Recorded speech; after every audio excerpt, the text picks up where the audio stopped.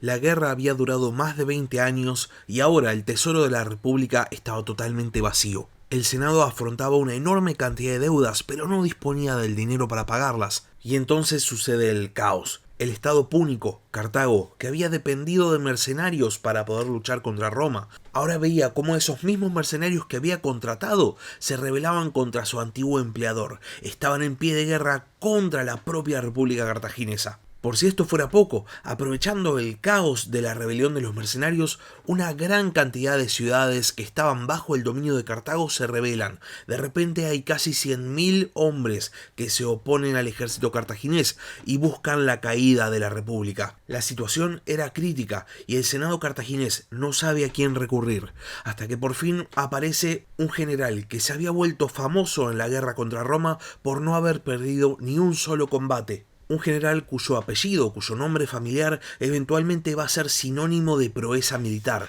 Amílcar Barca, el padre de Aníbal. Sean bienvenidos a La Barba Roja de Barba Roja, un espacio para hablar sobre curiosidades de la historia.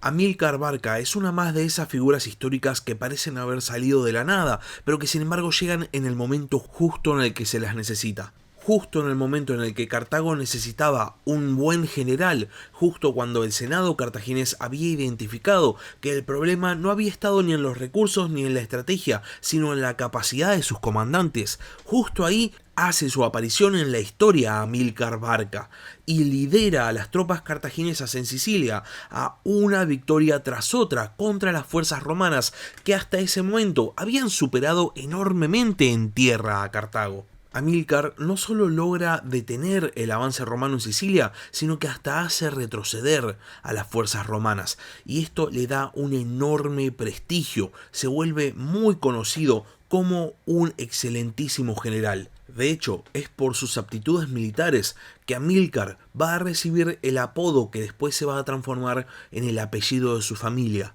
Barca. Una palabra que viene del cananeo y que por ende estaba presente en el fenicio y está presente también en el hebreo, que significa rayo.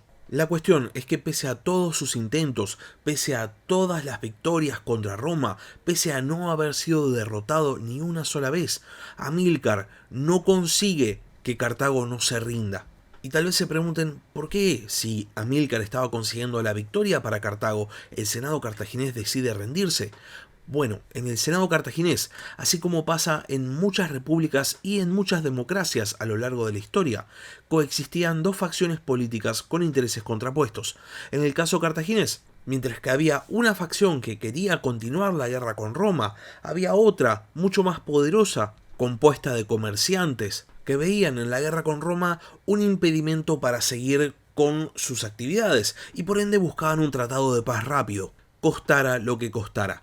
Esta facción va a ser la que va a presionar en el Senado cartaginés para que no se reconstruya la flota después de que es derrotada por última vez por los romanos en la batalla de las Islas Égadas. Y después, esta misma facción va a conseguir que el Senado ordene a Amílcar negociar un tratado de paz. Amílcar en un principio se rehúsa a negociar, considera que no era necesario rendirse, pero el Senado cartaginés ya había tomado la decisión de que la guerra iba a terminar. Entonces encargan a otro general, Giscón, que negocie con los romanos. Giscón negocia condiciones básicamente humillantes y es en ese momento que Amílcar intercede y decide que va a negociar él y consigue términos mucho más favorables. Lo que nos demuestra que Amílcar no solo era respetado por los cartagineses, sino también era respetado por los propios romanos. Después de la rendición de Cartago, Amílcar vuelve a su ciudad natal y se retira de la vida pública, habiendo quedado muy desencantado con la dirigencia política de su país. Ahora bien, con esto de negociar un tratado de paz cueste lo que cueste, Cartago se había comprometido a pagar una enorme suma de dinero a la República Romana, y esto, sumado a más de 20 años de guerra, nos daba una situación de crisis económica total. El tesoro cartaginés estaba prácticamente vacío, y Cartago había utilizado mercenarios en la guerra durante muchísimos años, y a estos mercenarios obviamente les debía una gran cantidad de dinero. El tema es que Cartago genuinamente no tenía con qué pagar, y cuando los mercenarios van a reclamar la paga que se les debe, las autoridades cartaginesas, específicamente Janón el Grande, el líder de la facción antiguerra en el Senado romano, es el que tiene que decirle a los mercenarios: miren gente, no hay plata. Y entonces los mercenarios entendieron que si querían recibir algo del dinero que se les debía, iban a tener que sentarse a negociar con el Senado cartaginés. No, mentira. Los mercenarios deciden rebelarse y conseguir todo lo que se les debe, o si no, destruir a la propia República Cartaginesa. Esto no había sido algo demasiado espontáneo, sino que era algo que venían instigando un par de mercenarios llamados Matón y Spendios. Y cuando los mercenarios deciden rebelarse, nombran como cabecillas de su rebelión justamente a Matón y a Spendios, que deciden declarar la guerra formal contra Cartago, dando inicio formal a lo que se conoce como la Guerra de los Mercenarios. Los líderes mercenarios deciden enviar emisarios a las diversas ciudades de África que estaban bajo el dominio cartaginés y consiguen que la gran mayoría, excepto Biserta y Útica, se rebelen. Rápidamente los mercenarios consiguen un ejército de prácticamente 100.000 hombres, 90.000 para ser precisos, y entonces van a la guerra. El Senado cartaginés, por su parte, no sabía qué hacer, no tenían plata, acababan de perder, entre comillas, una guerra contra Roma y estaban en una situación completamente desesperada. Y entonces deciden ensamblar un ejército con el fin de enfrentarse a los mercenarios. Y para liderarlo, eligen al hombre más capaz para el trabajo. ¿Amílcar? No. Janón el Grande. Los mercenarios se habían movido muy rápido y ya estaban asediando las dos ciudades que habían permanecido leales a Cartago, Biserta y Útica, por lo que Janón también se tiene que apurar y comanda un ejército para levantar el asedio a Útica. El tema es que cuando Janón se acerca, logra entrar a la ciudad y entonces los mercenarios lanzan una campaña de guerra de guerrillas, muy similar a la campaña de guerrillas que había usado Amílcar para enfrentarse a los romanos en Sicilia, y el ejército de Janón es totalmente derrotado. Parecía que la guerra de los mercenarios iba a durar muy poco, y encima Matón y Spendios deciden contactarse con el Senado romano para pedirles apoyo. Después de todo, estaban ganándole rápidamente al principal rival de Roma. Sin embargo, Roma, en vez de apoyar a los mercenarios, envía suministros para abastecer a Cartago. Y tal vez estén pensando qué altruistas los romanos, en el momento de mayor necesidad de su enemigo, deciden apoyarlo. Esta es ciertamente la imagen que los romanos querían dar, pero en realidad sabían que si Cartago caía en manos de los mercenarios, nadie les iba a pagar las indemnizaciones de guerra que habían negociado en el Tratado de Paz, y por ese motivo Cartago no tenía que caer. Mientras todo esto pasaba, el Senado cartaginés decide armar un nuevo ejército, compuesto principalmente de soldados que habían estado bajo el mando de Janón y habían sido derrotados por los mercenarios. Y para liderar a esta nueva fuerza, entre comillas, ahora sí, llaman a posiblemente su general más capacitado, Amílcar Barca, al cual traen de vuelta de la vida privada y lo ponen al mando del ejército.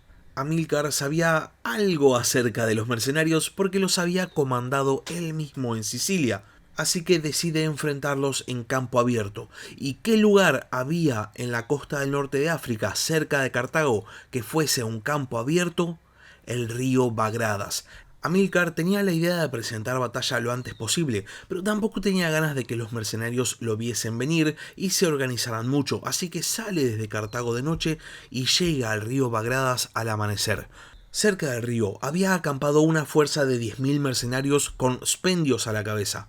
Amílcar también comandaba más o menos 10.000 soldados, por lo cual parecía que la batalla iba a ser bastante igualada. Sin embargo, cuando Spendios ve llegar a Amílcar, manda a llamar a una parte de las huestes mercenarias que estaban asediando la ciudad de Útica, y 15.000 mercenarios más acuden a su llamado. Ahora Amílcar estaba superado en más de 2-1, y sin embargo decide presentar batalla.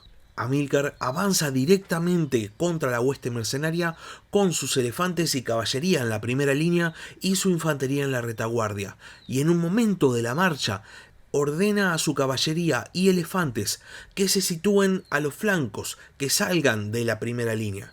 Esto es interpretado por Spendios como que el ejército de Amílcar estaba empezando a retirarse. Claro, estaban completamente superados en número, ¿cómo no se iban a retirar? Y entonces Spendios, para no dejar que Amílcar pueda escapar, decide ordenar una carga completamente desorganizada. Y esto era exactamente lo que quería Amílcar, que ordena a su falange que ocupe el centro de su ejército y choque contra los mercenarios. El primer contingente de mercenarios que llega al choque era el que había salido desde Útica, pero son rápidamente repelidos por la infantería cartaginesa y pegan media vuelta y encaran hacia el otro contingente, el que estaba dirigido por Spendios. Cuando todos los mercenarios se juntan, Spendios intenta organizar una línea, pero en este momento Amílcar ordena una carga de caballería y elefantes y el ejército mercenario es completamente derrotado. Esta victoria no solo da vuelta a la guerra, Cartago no solamente pasaba a ganar ahora este conflicto, sino que además se vuelve a demostrar que el problema de las fuerzas cartaginesas no eran los soldados cartagineses, sino que era el mando. Amílcar había demostrado una vez más ser el mejor general cartaginés. Y lo interesante sobre Amílcar es que no solamente sabía cómo conseguir la victoria, sino también sabía cómo utilizarla. Amílcar ofrece a los mercenarios capturados unirse a su ejército, y a los que deciden no hacerlo, no es que los castiga, sino que les perdona la vida. Al igual que los romanos, Amílcar también estaba muy interesado en tener una buena imagen. Y rápidamente esta estrategia da resultado. Hay muchos mercenarios que deciden abandonar la causa de la rebelión y se pasan al bando de Amílcar. Esto hace saltar las alarmas en el mando mercenario y empiezan a hacer circular rumores de que en realidad Amílcar no perdonaba a prisioneros, sino que los torturaba. Intentan hacer el juego de propaganda inverso.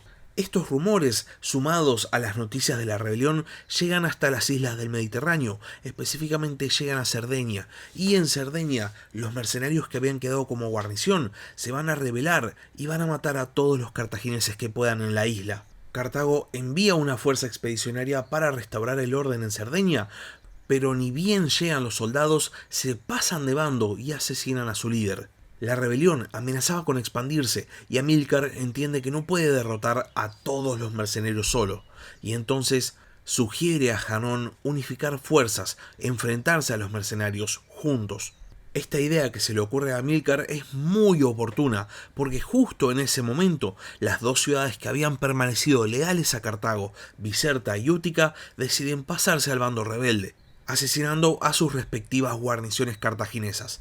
Ya con la fuerza conjunta ensamblada entre Janón y Amílcar, empiezan las discusiones sobre cómo encarar la guerra. Esta falta de acuerdo va a derivar en discusiones y va a poner en riesgo real a todo el mando cartaginés, y por este motivo el Senado de Cartago ordena a los soldados que voten por un comandante.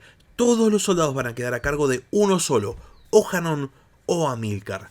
Naturalmente, los soldados eligen a Amílcar y el nuevo comandante en jefe de todas las fuerzas de Cartago decide tomar un rol proactivo y decide enfrentarse una vez más a los mercenarios en campo abierto.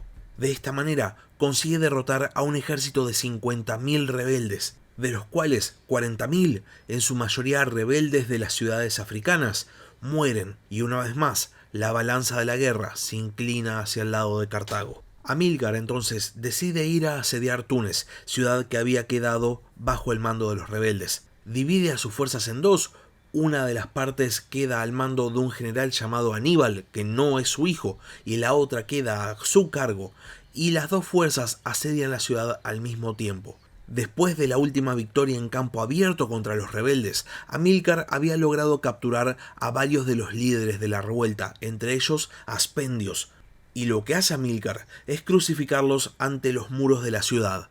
Dentro de los muros de Túnez se encontraba Matón al mando de un ejército mercenario y decide efectuar una salida para el lado del general Aníbal y consigue derrotarlo. Matón baja el cuerpo de Spendios de la cruz y en su lugar pone el de Aníbal.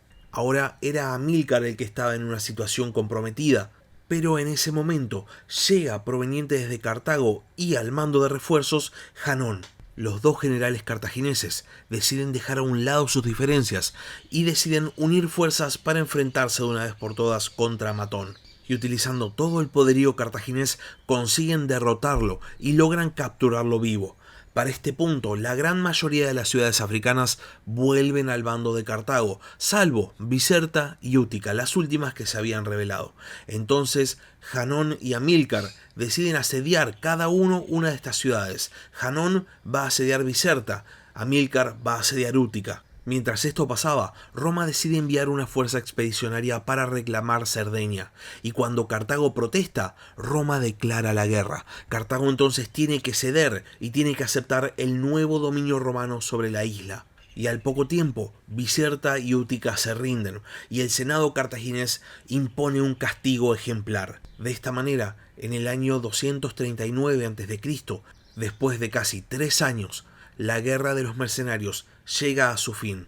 Cartago había logrado recuperar el dominio sobre África, pero ahora, una vez más, salía perdiendo en cuanto a las islas del Mediterráneo.